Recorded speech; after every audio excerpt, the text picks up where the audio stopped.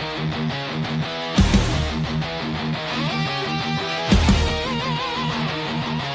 the Blue Collar Breakdown!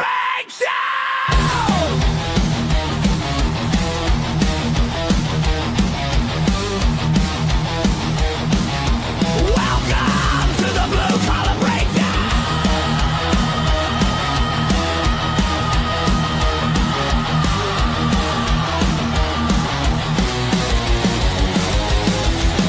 Starting right now!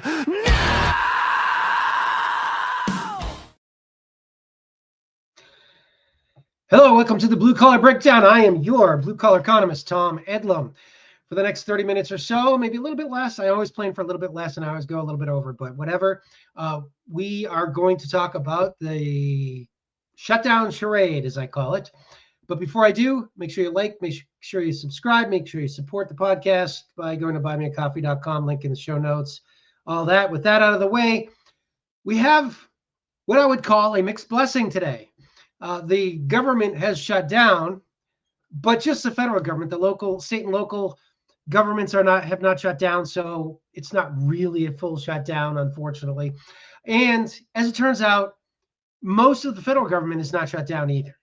All right, maybe about a quarter. This shutdown impacts about a quarter of the federal government, and even some of the other functions of government that are not funded, like the Defense Department, continue to act even without funding. So it's not really a full-blown shutdown, just like all the other shutdowns. It is a ploy. It is kind of a put up. Now, there are real-world consequences for this that we'll go over in the show.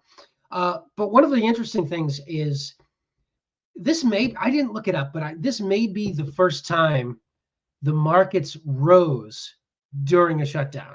Especially, they rose during a shutdown when there is no solution or government going back online on the political horizon that is identifiable. In the past, the economy went down. Not the economy, but the stock markets went down, and they would recover some when there was apparently going to be a deal. But they're nowhere near a deal right now. The money markets, the betting markets, are, now that the shutdown will last 2 weeks. Maybe I'm not Nostradamus. I can't predict exactly how this will go. I will give you some general outlines. However, okay. Before we go, and one of the other interesting things is, while the market went up, so did gold and Bitcoin. And these, you would think that if you are going to have a bad economy, gold and Bitcoin and asset prices would go up. But you'd think if you're going to have a good economy that the stock market would go down, and that's not what happened today. So it is something to watch. I'm still trying to figure it out myself, where we are with this. Okay, let me get to see what we got for comments here. None yet. Good. Okay, let's talk about the blame game. One of the interesting things is the Republicans are trying to blame the Democrats. This came up on a actually, before we go into the blame game, let me just give a little graph here. This was out of an article I wrote for the Libertarian Institute a couple of months back, called the Democracy of the Dead, or Zombie Congress, Democracy of the Dead. And it was all about, well, how much does Congress actually, of the budget does Congress actually vote on? And right here you get an idea. The other way. Right here you get an idea of how much they vote on. All right, $38,000 every year of your money, that's per family, per household in America, gets spent automatically. The mandatory spending and the interest on the debt are automatically spent by statute. Congress does not have to vote on it, and the rest is, about half of it is defense and about half of it is non-defense. Now, what is the mandatory spending? Well, that includes things like Social Security and Medicare, which are funded technically through, not technically, they're not technically funded through that, but they're nominally funded through payroll taxes, and they are mandatory. Also, farm subsidies, price supports, those also will continue because those are mandatory. Medicare, Medicaid, those are funded automatically, except for the cuts that the big, beautiful bill passed that the Democrats right now are trying to get reversed. And there's a whole host of different programs. What's not funded? U.S. embassies abroad, funding, foreign aid. These are all what are called discretionary spending, okay? In other words, Congress has to vote on it every year. The other stuff is automatically voted on, whether Congress votes, automatically approved, whether Congress votes or not. And there are even built-in pay increases in a lot of these things, like Social Security, which is tied to the Consumer Price Index, farm price supports, all of these things. Many of them are automatic. Okay. So yesterday, let's talk about the blame game. Yesterday and the day before, the White House had its HUD, the Department of Housing and Urban Development, put up this on their website. It says, the radical left are going to shut down the government and inflict massive pain on the American people unless they get their $1.5 trillion wish list of demands.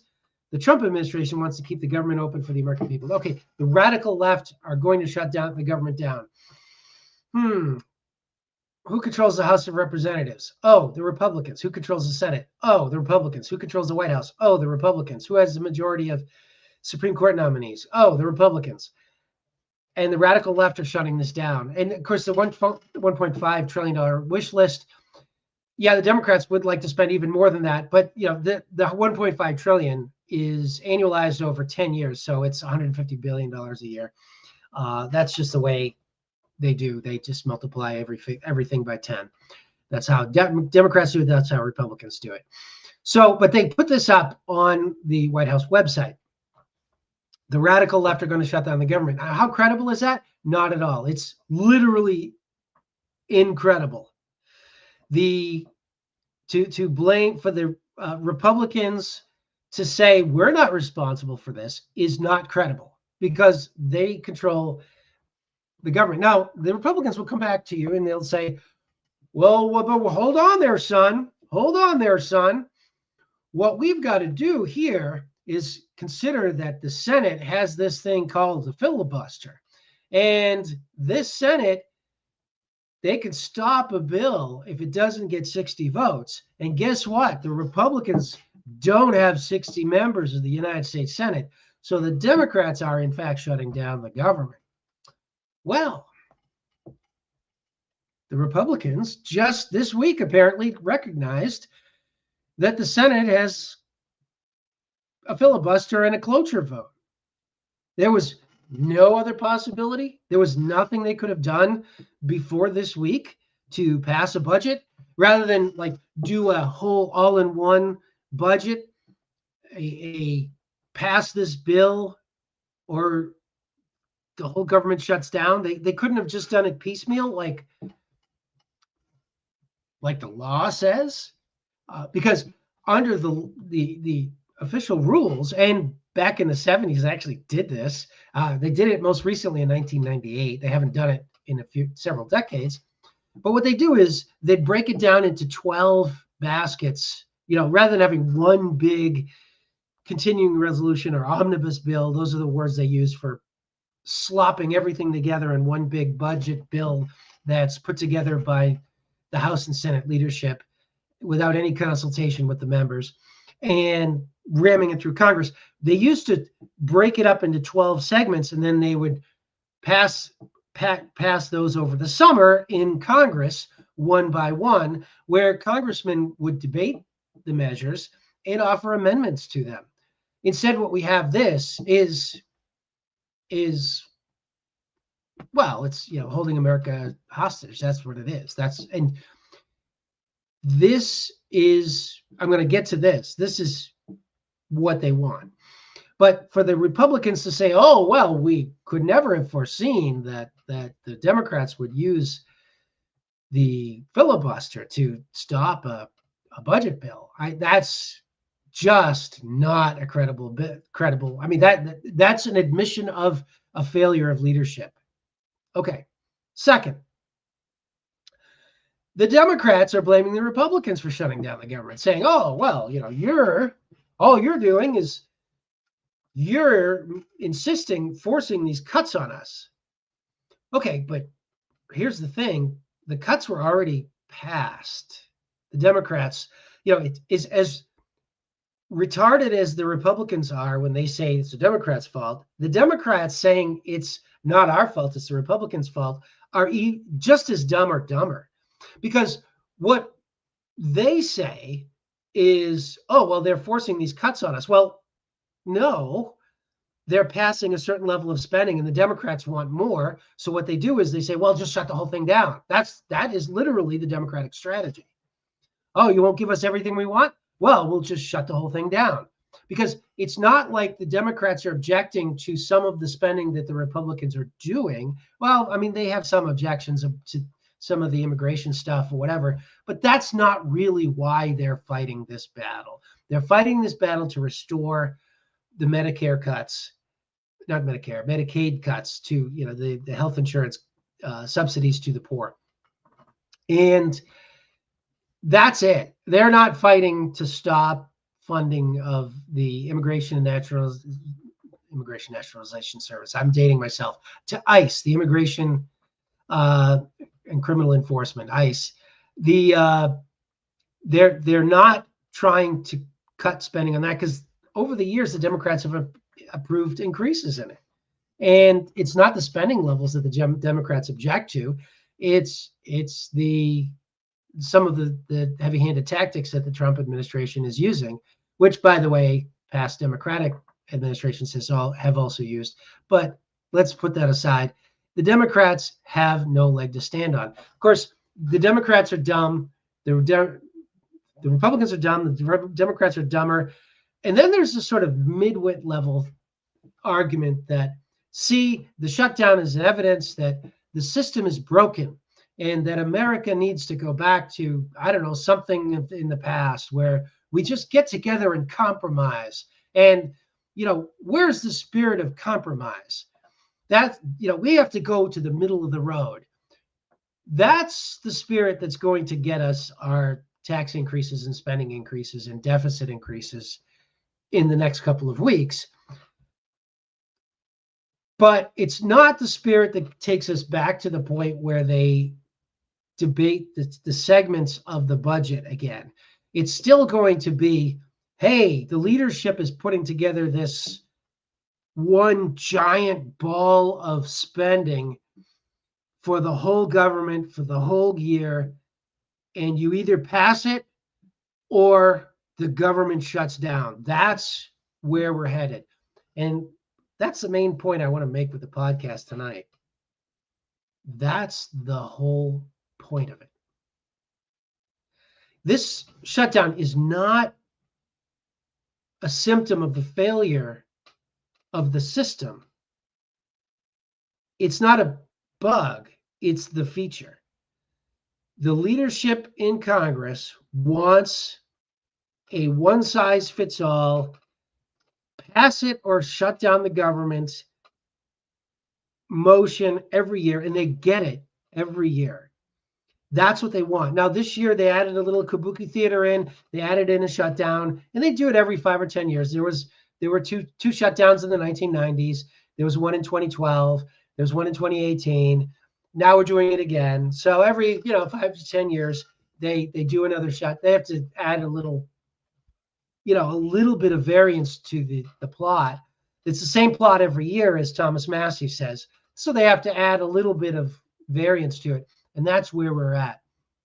So that's what they want, because this means that the legislators don't make policy except the top few. We're talking about Speaker of the House Mike Johnson and the Minority Leader Hakeem Jeffries.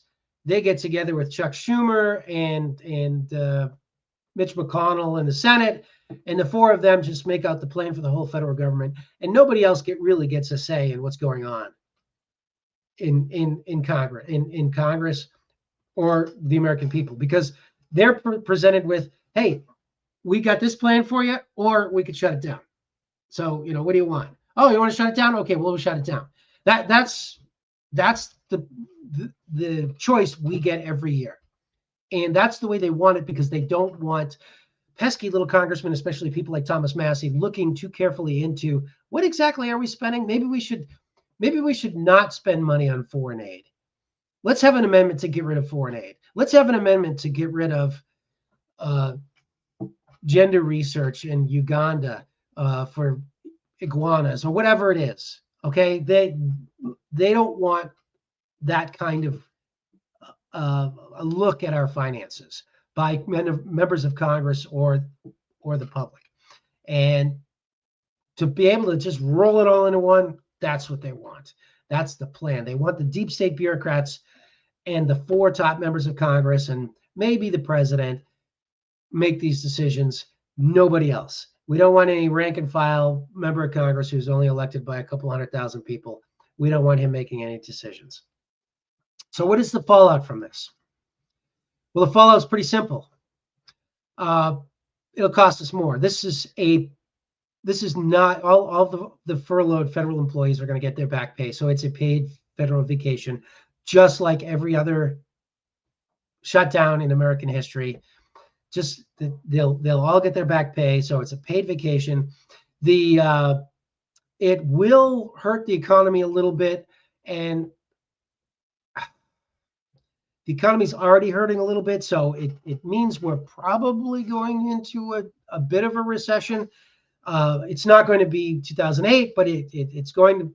We're gonna have a tough slog economically because of the chaos of Trump's tariffs and because of just all of the ongoing fiscal headwinds of the looming federal debt crisis, which is not going to be.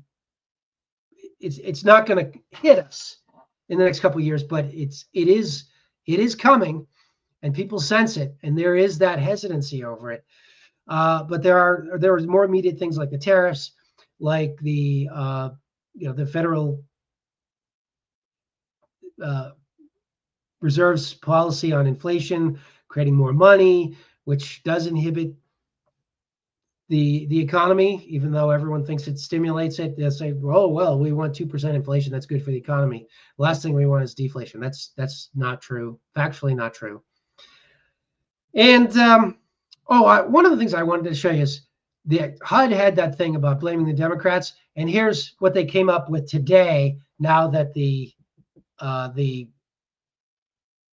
shutdown is in force, the radical left in Congress shut down the government. HUD will use available resources to help Americans in need. The radical left in Congress shut down the government. Okay. No comment. No comment. It's just dumb. Okay. It's just dumb. All right. It's going to hurt the economy, and it will, most importantly, this will continue to strengthen the deep state because they will have no supervision. The last thing they want is the prying eyes of Congress, and they're not going to get it. Congress can continue to pretend to make rules. They could continue to pretend to decide tax rates, even as President Trump announces a new tax on imports almost daily. But it's not going. They're not going to make any difference. We are not ruled by a healthy democracy. We are ruled by an elite who are largely executive branch bureaucrats in league with billionaire interests. That's why Elon Musk is a billionaire, right? It's easy to become a billionaire if the U.S. government and its subsidiaries, the state and federal governments, give Elon Musk $36 billion as they have. Of course, he's going to be a billionaire. Bernie Sanders can rant and rave all he wants, but he's the one pushing the same subsidies and the same programs that made Elon Musk a billionaire.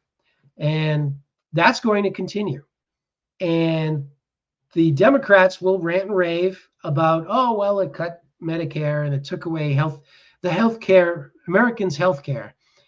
It didn't. It didn't take away anything from anybody that they earned, but they're not going to solve the problem. The problem is that the poor and the middle class are being robbed by the Federal Reserve and the other branches of the federal government that have rigged the system against the average working person.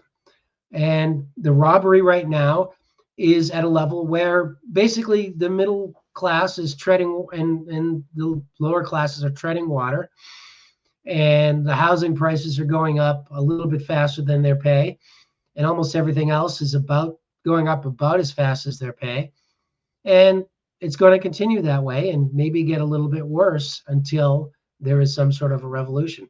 One of the things that I found is that if you look at polling numbers from 2024, the working people went for Trump. And the reason they went for Trump is he promised them a little bit of a tax cut, and the Democrats promised them nothing. I mean, they were basically the Ted Knight from Caddyshack telling his nephew, the nephew comes into the shop and goes, I want a milkshake, I want this. And he goes, you'll have nothing and you'll like it.